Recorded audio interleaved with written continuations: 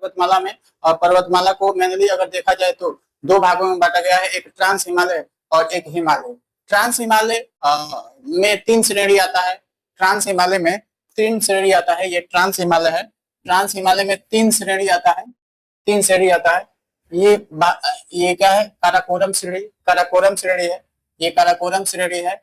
उसके बाद से आपका है लद्दाख श्रेणी है, लद्दाख है, ये लद्दाख है। और उसके बाद से जास्कर है, जास्कर श्रेणी। ये तीनों श्रेणी ट्रांस हिमालय का भाग है।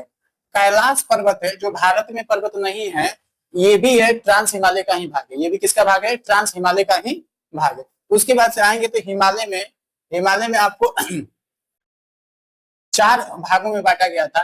पहला था बृहत हिमालय, तो पूरा यहाँ नंगा पर्वत है, नंगा पर्वत है जिसकी जो ऊंचाई है 8126 मीटर है। नंगा पर्वत से लेकर और नामचा बरवा तक, नंगा पर्वत से लेकर नामचा बरवा तक ये पूरा आपका, ये पूरा नंगा पर्वत से लेकर नामचा बरवा तक ये आपका विस्तार है जो बृहत हिमालय का भाग है, बृहत हिमालय का भाग है। और यहाँ पर अगर देखें तो नामचा बरवा या नामचा बरुआ कभी कहते हैं, ये 7756 मीटर इसकी ऊंचाई है। इस उसके बाद से आता है लघु हिमालय, ये बीच वाला जो है, ये बीच वाला जो क्या है, लघु हिमालय। और उसके नीचे आता है शिवालिक हिमालय, ये वाला है शिवालिक श्रेणी या शिवालिक हिमालय भी बोल सकते हैं। सबसे नीचे आता है। अब एक देखते हैं पूर्वांचल की पहाड़ियां, तो पूर्व में है पूर्वांचल की पहाड़ियां, ये स्पेक्ट्रम में मतलब कहीं कहीं है यहाँ पर पूर्वांचल की पहाड़ियां, ठीक है। अब उसके बाद से यहाँ पर देखते हैं तो यहाँ पर आपको डिटेल में ये सारा कुछ आगे पढ़ने के लिए मिलेगा।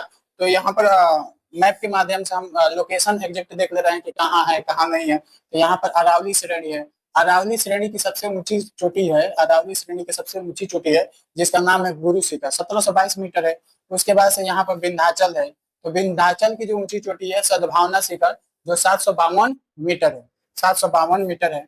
इसके बाद से यहाँ पर देखें तो सतपुड़ा है, सतपुड़ा की जो ऊंची चोटी है तो 1350 मीटर है। और यहाँ पर सतपुड़ा के ही पार्ट है महादेव और मैकाल श्रेणी, सतपुड़ा के ही पार्ट है क्या है, महादेव और मैकाल श्रेणी है। इसके बाद से आइए तो यहाँ पर जो पश्चिमी घाट है, पश्चिमी घाट है या इसको हम सह्याद्री भी कहते हैं, सह्याद्री भी कहते हैं।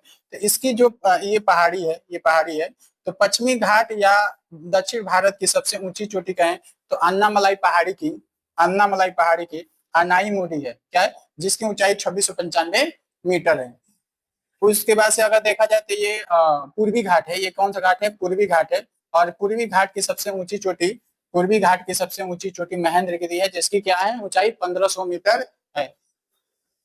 एक पश्चिमी घाट और पूर्वी घाट की जो पहाड़ी है वो आकर कहाँ मिलती है, वो आकर मिलती है नीलगिरी, यहाँ पर मिलती है जिसका नाम है नीलगिरी, नीलगिरी, नीलगिरी, नीलगिरी पहाड़ी, नीलगिरी पहाड़ी।